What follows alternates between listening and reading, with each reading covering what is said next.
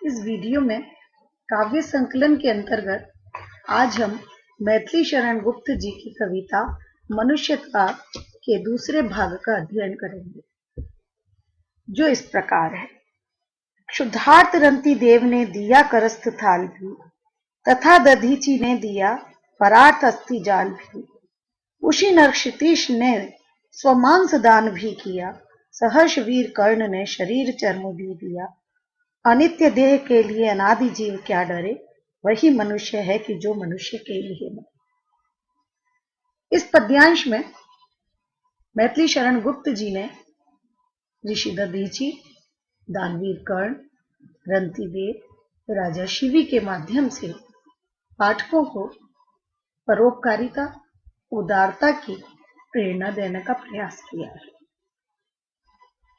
पहले मैं पढ़ाने से पहले, समझाने से पहले आपको ये कथाएं बता दूं जो इनसे संबंधित है।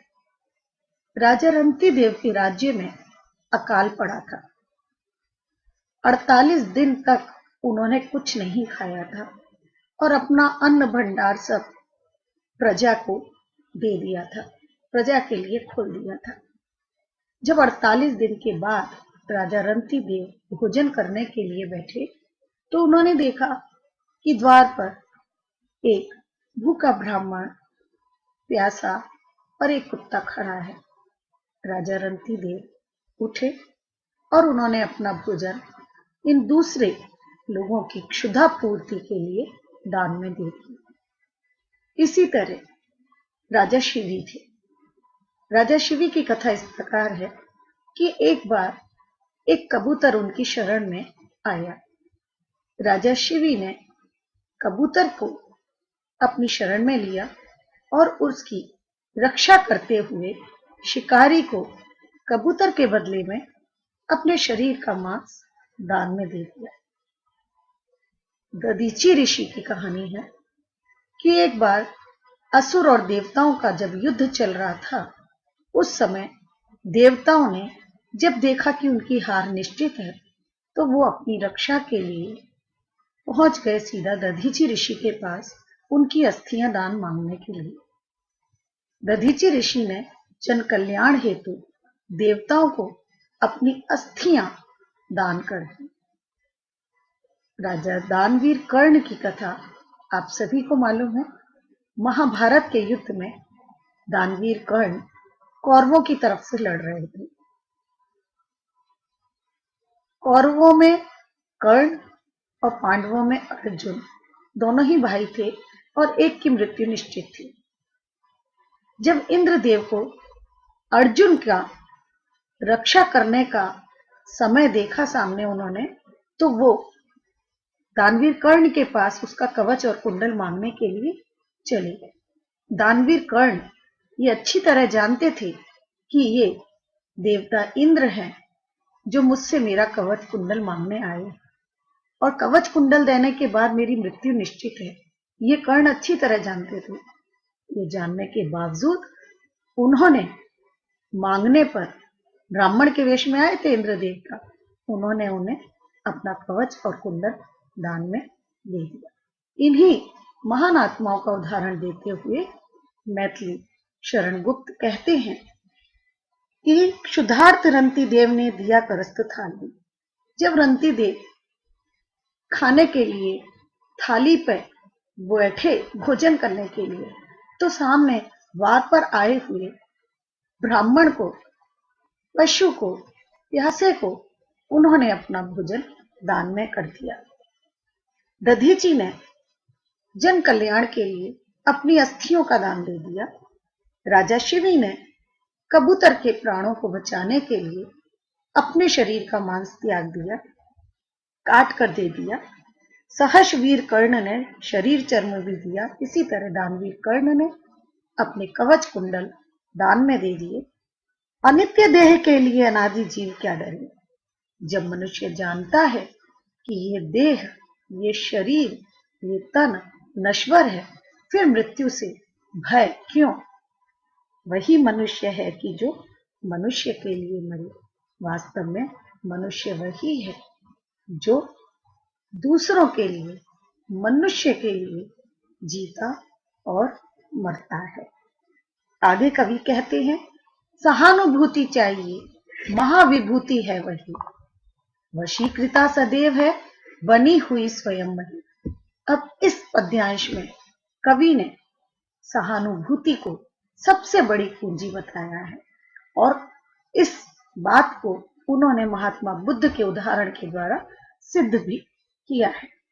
कवि कहते हैं कि सहानुभूति चाहिए महाविभूति है वही, कि मनुष्य के मन में सहानुभूति और करुणा होनी चाहिए।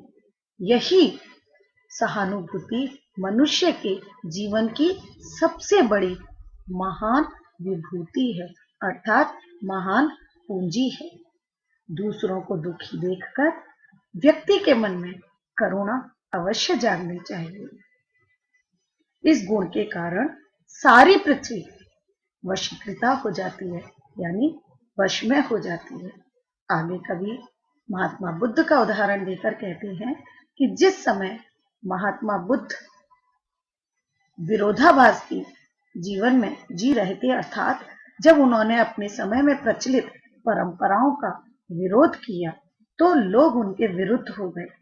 उन्होंने सहानुभूतिपूर्ण कार्य किए और सर्वत्र दया के भाव का प्रवाह किया, जिससे उनके विरोधी भी उनके वश में हो गए, उनके सामने झुक गए और विनम्र होकर उन्होंने भगवान बुद्ध को स्वीकार कर लिया। यही पशु प्रवृत्ति है कि आप ही चरे, वही मनुष्य है कि जो मनुष्य के लिए मरे। कवि कहते हैं, जो स्वयं के लिए जीता है वह पशु तुल्य है। अपने लिए जीना, अपने लिए खाना पशु प्रवृत्ति है। वास्तव में मनुष्य वही है जो मनुष्यों के लिए, समाज के लिए, कल्याण के लिए जीता और मरता है। कवि कहते हैं,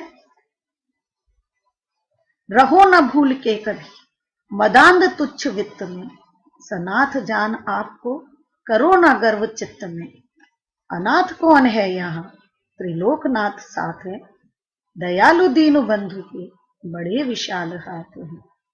अतीव भाग्यहीन है अधीर भाव जो करे, वही मनुष्य है कि जो मनुष्य के लिए मरे। अब इसमें कवि ने धन के गुरूर को बेकार मानते हुए कहा है कि रहो ना भूल के कभी मदांध तुच्छ वित्त में, कि ये संपत्ति तुच्छ है, इसका झूठा घमंड व्यक्ति को नहीं करना चाहिए।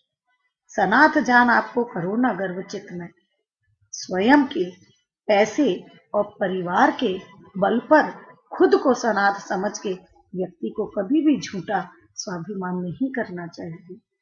अनाथ कौन है यहाँ त्रिलोकनाथ साथ है, सबके सिर पर तीनों लोकों के स्वामी त्रिलोकनाथ का हाथ होते हुए इस दुनिया में अनाथ भला कौन हो सकता है। दयालु दीनु बंधु के बड़े विशाल हाथ हैं। आगे कवि कहते हैं, ईश्वर के हाथ हमेशा दीन दुखियों का सहारा बनते हैं। अतीव भाग्यहीन है अधीर भाव जो करे, जो मन में अधीरता का भाव रखता है वह बहुत ही भाग्यहीन है। वही मनुष्य है कि जो मनुष्य के लिए मरे। आगे कवि कहते हैं, वास्तव में सच्चा मनुष्य वही है जो मनुष्य के लिए जीता और मरता है। अनंत अंतरिक्ष में अनंत देव हैं खड़े, समक्ष ही स्वबाहु जो बढ़ा रहे बड़े बड़े। परस्परावलंब से उठो तथा बढ़ो सभी, अभी अमर्त्य अंक में अपंक हो चढ़ो सभी। रहो न यूं कि एक से न काम और का सरे, वही मनुष्य है कि जो मनुष्य के लिए मरे। इसमें कवि एक दूसरे का सहारा बनकर ऊपर उठने की बात करते हैं। कवि कहते हैं, अनंत असीमित आकाश की ओर देखो मनुष्य, वहां असंख्य देवता खड़े हैं जो अपनी बाहें फैलाकर तुम्हारा स्वागत कर रहे हैं, तुम्हें स्वर्ग में बुला रहे हैं। कौन से मनुष्यों को? उन मनुष्यों को जो सुमृत्यु को प्राप्त हुए हैं, अर्थात जिन्होंने परोपकारिता और उपकार के कार्य करके अपनी मृत्यु को सुमृत्यु बना दिया है, ऐसे लोगों को स्वागत करने के लिए देवता अपनी बाहें फैलाए हुए स्वर्ग में खड़े हैं। तुम सभी एक दूसरे का सहारा बनो, ऊपर उठो, ऊंचाई की ओर बढ़ो, निर्बल बनकर सभी जियो, ताकि देवताओं में, उनकी गोद में अर्थात देवलोक में तुम्हें स्थान मिल सके। अभी अमर्त्य अंक में अपंग हो चढ़ो सभी, अर्थात मृत्यु निश्चित है। जब आप ये जानते हैं तो अमर्त्य अंक यानी देवताओं की गोद, देवताओं की गोद में बैठो यानी स्वर्ग लोक में अपना स्थान बनाओ। आगे कवि कहते हैं, रहो न यूं कि एक से न काम और का शरीर।